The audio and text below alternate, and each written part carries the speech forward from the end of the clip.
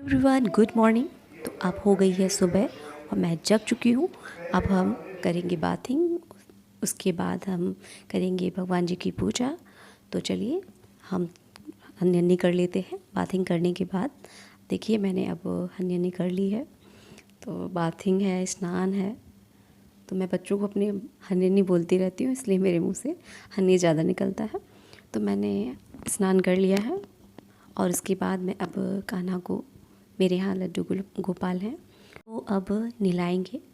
वैसे तो इनका जो देख रेख है, इनकी जो सेवा है, मोस्टली मेरी सासू माँ ज़्यादा करती हैं। मैं भी कर लेती हूँ, लेकिन ज़्यादातर वही करती हैं।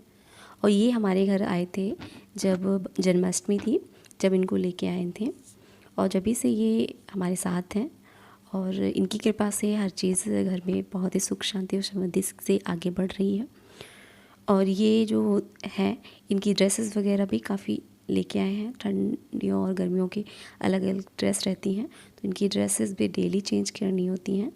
तो जिनके घर में है उनको तो पता होगा कि जो भी ओकेज़न वगैरह पड़ते हैं तो इनकी ड्रेसेस भी आती हैं, और इनकी ज्वेलरी वगैरह भी है, तो वो भी रहता है, और इनकी बाँसुरी वगैरह भी है। तो एक्चुअली मेरे यहाँ अभी इस समय 3 आपको दिख रहे होंगे लड्डू गोपाल।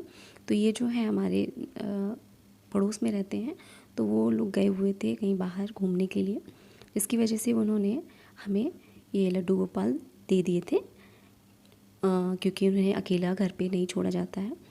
तो ये गोपाल जी हैं हमारे, तो इनको हम केयरिंग कर रहे हैं।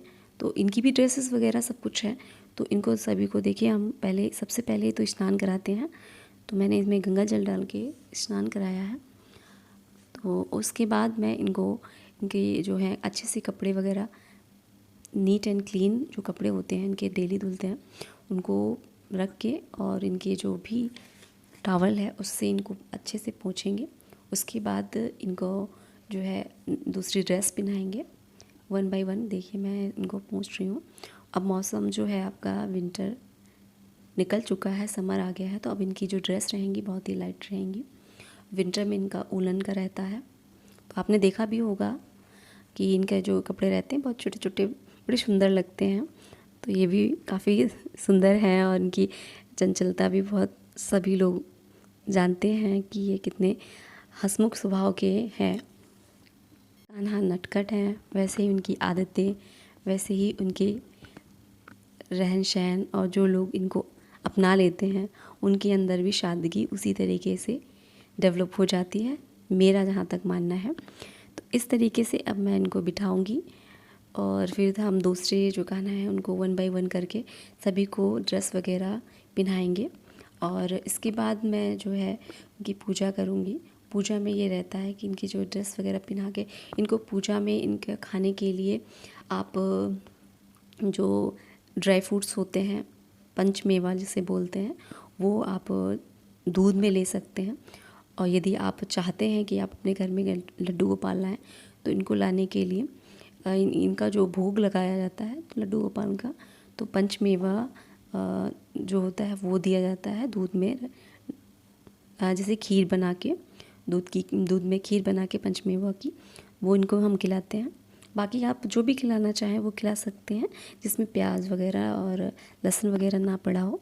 तो हम कुछ जो चीज़ें बिना प्याज की या लहसुन की बनाते हैं वो हम कान्हा के लिए ज़रूर निकालते हैं। तो इस तरीके से हम इनको भोग भी लगाते हैं, और फिर जो चीज़ें रहती हैं, फ्रूट्स हैं, वो हम लेते हैं, तो वो इनको भोग में देते हैं, इनका भोग लगाते हैं। और सुबह स्नान कर, पहले खुद स्नान करते हैं, उसके बाद इनको नहलाते धुलाते हैं। तो इस तरीके से इनको नहलाने के बाद ही, इनकी पूजा वूजा करने के बाद ही हम आगे अपना कार्य, जो घर का कार्य है वो करते हैं। तो देखिए इस तरीके से मैं इनको तैयार कर रही हूँ, और बड़ा ही मतलब इनको जब तैयार व्यार करती हूँ तो मुझे भी बहुत मनमोहक लगता है अंदर से। बहुत एकदम जैसे कि तो छोटा बच्चे को केयरिंग किया जाता है, तो जस्ट लाइक उसी तरीके से इनकी केयरिंग की जाती है। और जब इनकी केयरिंग की जाती तो आप भी बच्चे ही बन जाओगे, यदि आप चाहते हो कि इनको अपने घर लाना। लेकिन ये है कि इनको यदि आप घर ला रहे हो तो इनकी केयरिंग भी आपको करनी है। मॉर्निंग टू इवनिंग जो रहता है इनका रूटीन, आप खाने को, जैसा कि मैंने बताया कि आप खिला सकते हो, फ्रूट से और इनका जो चीज़ें हैं ज़्यादा रिक्वायरमेंट नहीं रहती हैं, लेकिन ये है यदि आप इनको लाए हो तो पूरी श्रद्धा से इनको फॉलो करिए, इनको अपने साथ रखिए और अच्छे से इनकी सेवा करिए। और सेवा में ये है कि आप देखिए इसमें मैं माला पहना रही हूँ और इनके जो ड्रेसेस के साथ साथ इनकी ज्वेलरी भी रहती है, बहुत छोटी छोटी ज्वेलरी रहती है, बाजूबंद रहता है और इनके जो बाजूबंद रहता माला रहता है। तो बहुत बहुत ही अलग अलग मार्केट में आपको बहुत सुंदर सुंदर चीज़ें मिलेंगी और उनका मुकुट वगैरह भी है। तो ये देखिए मुकुट मैं लगा रही हूँ। अब कान्हा हो गए हैं तैयार, तो अब हम कान्हा जी को अब सिंहासन में बिठा दिया है और तीनों कान्हा को हमने बैठा दिया है। अब हम ये करेंगे पूजा। तो ये जो आपके कान्हा जी हैं, जैसा कि मैंने अभी आपको बताया, को भोग में हम इनका पंच जो मेवा है उन्हें दूध में डाल के देंगे, एक खीर की तरीके से इनको भोग लगाएंगे और उसके बाद इनकी जो है जल इनको पिलाएंगे और पूजा करेंगे। इस तरह करेंगे हम कान्हा जी की पूजा। और पूजा के दौरान इनको जो कान्हा जी हैं वो आपको अन्य जो भगवान की फ़ोटोज़ हैं या भगवान जी हैं उनको पीछे रखना है, इनको आगे रखना है। कहने का मतलब ये है कि कान्हा जी को कहते हैं कि कान्हा जी को ऊंचा सिंहासन देना चाहिए, उन्हें आगे बिठाना चाहिए और प्राथमिकता उनको देनी चाहिए। कहने का मतलब मेरा ये है। तो इस तरीके से करते हैं। तो चलिए अब हमने कर ली है पूजा। जैसा कि आप देख रहे हो कि मेरी जो ननद है वो बना रही हैं गाजर का हलवा और मैं भी उसमें सपोर्ट कर रही हूँ। जैसा कि मैंने पहले बताया कि हम भी, इसका मतलब ये है कि मैंने, मेरी सासू माँ ने और मेरी नंद ने, तीनों ने मिलकर गाजर का हलवा बनाया है। तो देखिए हम लोग लगे हुए हैं, मेरी सासू माँ भी गाजर कसने में लगी हुई है और मैं भी लगी हुई हूँ। तो इस तरीके से हम सभी गाजर के हलवे को बनाने में लगे हुए हैं। और गाजर का हलवा कैसे बनाना है आप सब जिसको नहीं पता है तो उनको बता दें, और जिसको पता है वो तो बहुत अच्छी बात है और ज़्यादा टिपिकल नहीं है। बस ये है कि आप यदि बहुत खोया थोड़ा सा आपके पास होना चाहिए, गाजर होनी चाहिए और दूध होना चाहिए और बाकी ड्राई फ्रूट्स आप डालना चाहें तो डाल लें और चीनी होनी चाहिए। इतनी चीज़ें आपके पास हैं।